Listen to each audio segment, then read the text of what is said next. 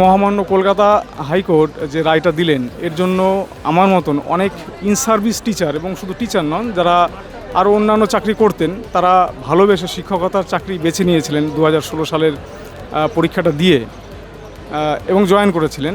অনেকে হয়তো জয়েন করেছিলেন অনেক দূরে ছিলেন, তারা কাছে এসছেন, কিংবা তারা হয়তো অন্য চাকরি করতেন, শিক্ষকতাকে ভালোবেসে তারা জয়েন করেছিলেন। এবং এর মধ্যে এমন অনেক শিক্ষক মহাশয় আছেন যাদের রিটায়ারমেন্টের মেয়াদ হয়তো আর বেশি হলে 2 বছর কি 12 মাস এরকম অবস্থায় আছেন। তো আজকে এই রিটায়ারমেন্টের মুখে দাঁড়িয়ে তাদেরকে এই যে পরিস্থিতির সম্মুখীন হতে হলো, এটা দুঃখজনক বললে বোধহয় ভুল হবে। আর এরকম আমার মতন যারা ইন সার্ভিস টিচার অনেকেই আছেন, তাদের মানে কারো চাকরির মেয়াদ হয়তো 7-8 বছর, 10 বছর, 12 বছর, 15 বছর বা তারও হয়তো বেশি। তো এই পরিস্থিতি দাঁড়িয়ে তো আমরা একেবারে দিশাহারা। মানে আমাদের হয়ে ভাবার কি কেউ নেই? আইনের কি এমন কোনো কিছুই নেই? মানবিকতার কোনো কিছুই ব্যাপার নেই? এদেরও কথা ভাববে না?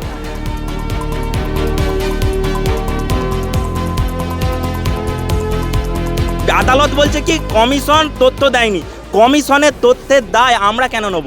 বলছে ওএমআর সংরক্ষণ নেই। ওএমআরের দায়িত্ব কি প্রার্থীদের সংরক্ষণ করা? তা তো নয়। আমাদের সাথে অযোগ্যদের কোনো সম্পর্ক নেই, অযোগ্যরা চুলোই যাক, অযোগ্যদের সাথে আমাদের কোনো সম্পর্ক নেই। কিন্তু যারা যোগ্য হিসেবে চাকরি করছিল তাদের দায়টা কে নেবে? সুপ্রিম কোর্টের নির্দেশে যে বেঞ্চ গঠন হয়েছিল, দেবাশিস বসাগার, সাব্বার আলী রশিদের বেঞ্চ, 25টা শুনানি হয়েছে, বারবার চেয়েছে, কিন্তু কমিশন সেটা দেয়নি। কিন্তু কমিশনের দায়ের জন্য আমরা কেন সাফার করব? সরকার যাচ্ছে চোরেদের বাঁচাতে, সরকার এখনও বলছে না যে যারা যোগ্য আছে তাদের জন্য বাঁচাতে যাচ্ছি। সরকার কালকে মুখ্যমন্ত্রীর ভাষণও দিয়েছিল যে আমরা টোটাল প্যানেল কারো বাতিল হবে না, কিন্তু বাতিল অলরেডি হয়ে আছে আইনের দিক থেকে। আমরা যারা যোগ্য তারা একটা আলাদা পার্টি হিসেবে সুপ্রিম কোর্টে যাব এসএলপি করতে, এই দাবি নিয়ে যে স্টে দিতে হবে, এবং রিপ্যানেল হোক কি না হোক সেটা আমরা দেখব না।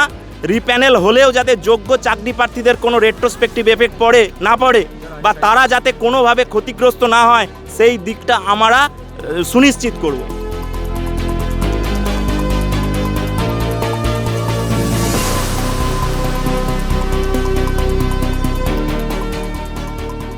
আমরা মনে করছি এই যে অর্ডারটি হয়েছে সেটা সম্পূর্ণভাবেই মানে কি বলবো, অনেকটাই